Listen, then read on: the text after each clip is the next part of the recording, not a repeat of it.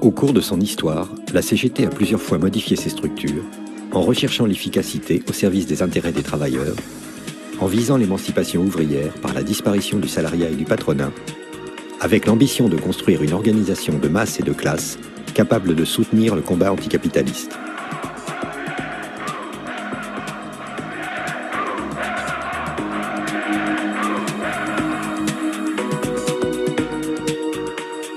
Vous prendrez l'engagement d'appliquer scrupuleusement la semaine de 40 heures.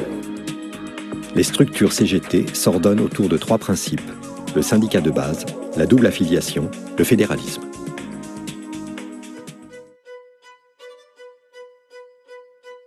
À la fin du XIXe siècle, quand le syndicalisme en est à ses balbutiements, c'est au niveau local et dans les professions qu'il se fonde.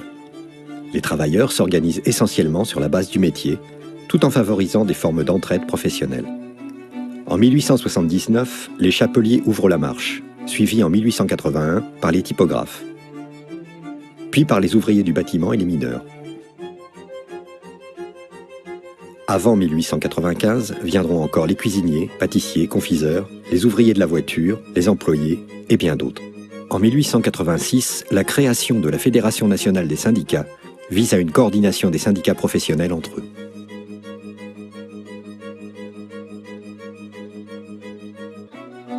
En 1892, les bourses du travail, qui regroupent les syndicats au niveau local, à leur tour, se constituent en fédération.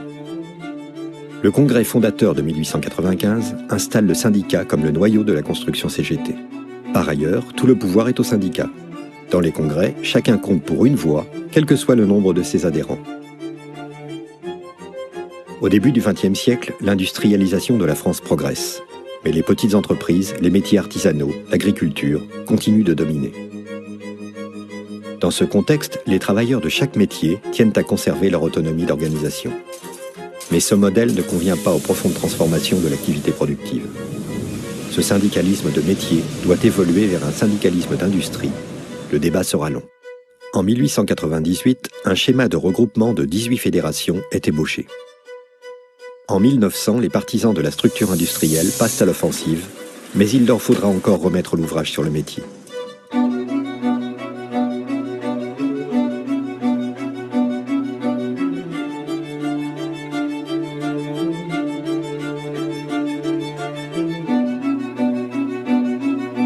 C'est en 1906, à Amiens, que les congressistes, pour parvenir à la simplification des rouages confédéraux, optent pour l'organisation industrielle, tandis que les fédérations de métiers, déjà affiliées, sont encouragées à fusionner.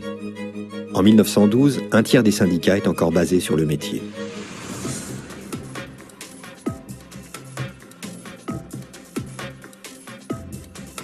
En 1921, la CGT scissionne. 2 conceptions s'affrontent. L'une, dite réformiste et centralisatrice, qui correspond à une volonté de présence dans les institutions, c'est celle de la CGT confédérée.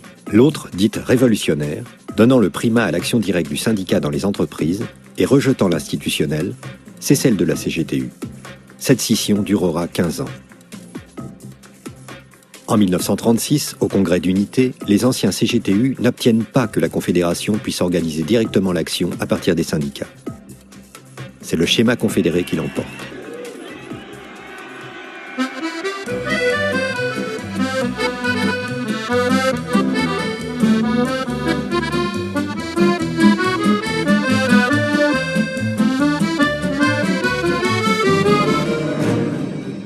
Au début des années 50, juste après la scission qui crée Force ouvrière, et dans le contexte de guerre froide, la CGT doit faire front.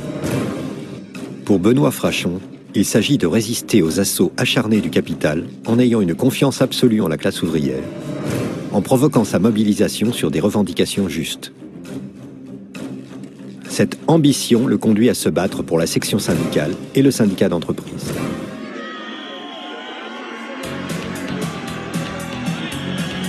En décembre 1968, ce combat trouve une issue avec la reconnaissance de la section syndicale dans la loi.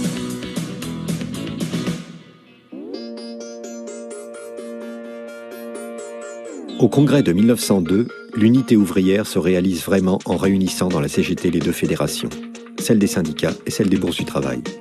Elles deviennent 2 sections distinctes, la section des fédérations d'industrie et la section des bourses du travail. chaque bourse est désormais considérée comme union locale ou départementale de corporations diverses. Pour être confédérés, les syndicats doivent adhérer aux deux sections. La double affiliation a pour but de dépasser les corporatismes et de lutter au nom de l'intérêt général des travailleurs. C'est elle qui fonde le rayonnement et l'efficacité de la CGT. Mais cette construction est difficile. Elle se parachèvera au fil de l'expérience. Le contour des fédérations reste longtemps en discussion.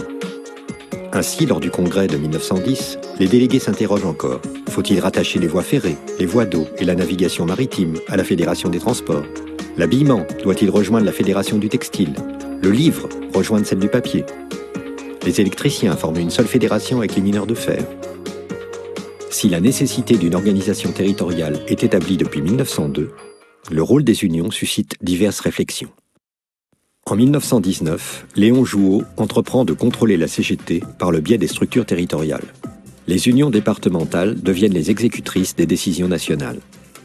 Pour mieux imager l'ambition, les secrétaires généraux sont qualifiés de préfets de la CGT. En 1951, Benoît Frachon attribue un rôle capital aux unions départementales en leur confiant la responsabilité de l'essor des syndicats et de leur action. Une responsabilité qui se partage avec les fédérations. Il faudra encore 2 congrès, en 1967 et 1969, avant que les statuts donnent une autonomie aux unions départementales.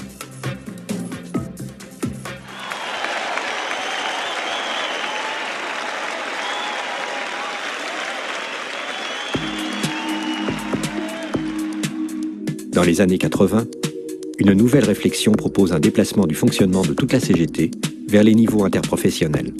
Mais le débat souhaité ne se produit pas. Cette double structure est encore présente aujourd'hui. Elle garantit l'expression des solidarités.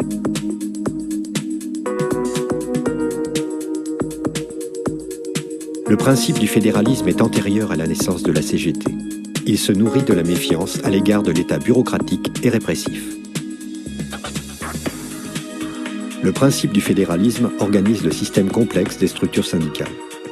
Il institue la libre détermination de l'expression, des orientations et de l'action de chaque structure dans le cadre d'intérêts et de buts communs que matérialise la Confédération. Il n'existe donc pas de discipline de confédération.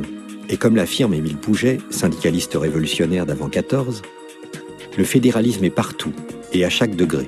Les organismes divers, l'individu, le syndicat, la fédération ou la bourse du travail sont tous autonomes.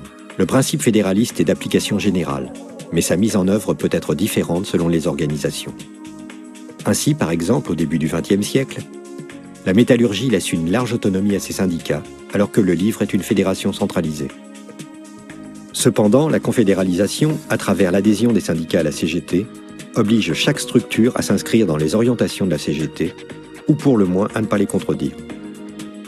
L'organisation de l'action doit articuler la dimension professionnelle ou territoriale avec les mouvements interprofessionnels.